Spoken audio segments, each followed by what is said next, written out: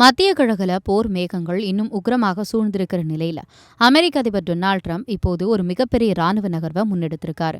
ஈரானின் கார்க் தீவை குறிவச்சதை தொடர்ந்து இப்போ உலக நாடுகளுடைய வர்த்தக உயிர்நாடியான ஓர்முஸ் ஜலசந்திய தன்னுடைய முழு கட்டுப்பாட்டில் கொண்டு வர ட்ரம்ப் அதிரடி திட்டம் தீட்டியிருக்காரு.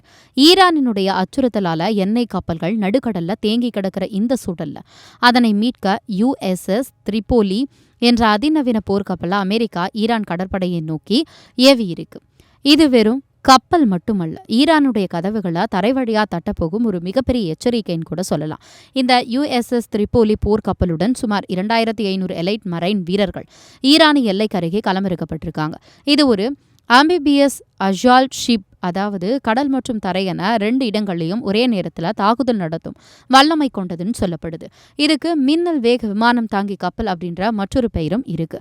காரணம், இதுல F-35B ரக அதிநவீன மறைந்து தாக்கும் போர் விமானங்களை அதிக அளவில் இயக்க முடியும். வான்வழி தாக்குதல்களை தாண்டி நேரடியா தரைப்படைய ஈரானுக்குள்ள இறக்க இதுவே மிக சிறந்த ஆயுதம் அப்படின்னு பென்டகன் கருதுறாங்க.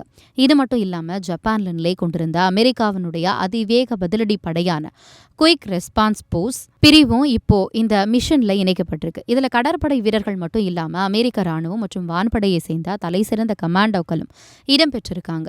ஏற்கனவே இந்த பகுதியில் USS ஆப்ரகாம் லிங்கன் மற்றும் USS ஜெரால்ட் ஆர் ஃபோர்ட் ஆகிய 2 பிரம்மாண்ட விமானம் தாங்கி கப்பல்கள் இருக்கும்போது மூன்றாவதாக திரிபோலி ஏன் அனுப்பப்பட்டது அப்படின்ற கேள்வி இப்போ உலக நாடுகளிடையே எழுந்திருக்கு. ராணுவ ஆய்வாளர்களுடைய கணிப்புப்படி இது ஒரு முழுமையான தரைவழி போருக்கான ஆரம்பமா இருக்கலாம். வான்வழி தாக்குதல் மூலம் ஈரானை முடக்க முடியாது அப்படின்ற உணர்ந்த ட்ரம்ப் நிர்வாகம் இப்போ நேரடியாக ஓமுஸ் ஜலசந்தியை ஆக்கிரமிக்கும், ஈரானுடைய ஏவுகணை தளங்களை தரைவழியா தகர்க்கவும் திட்டமிட்டிருக்காங்க.